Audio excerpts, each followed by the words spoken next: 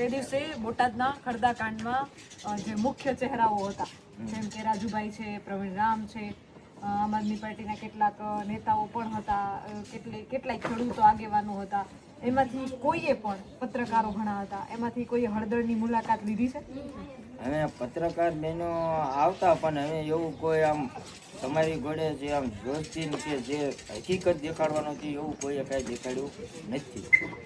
કોઈ હકીકત કાંઈ દેખાડ્યું નથી. અને કેવા મારે એ તો તમે જોયું છે કે બીજી બજારમાં માણસની શીશો સંભળાતી અને જેમ આવે એમ માથામાં હાથમાં જેમ આવે એમ મારતા માણસો, અને માણાએ બજારે ખૂબ માર ખાધો.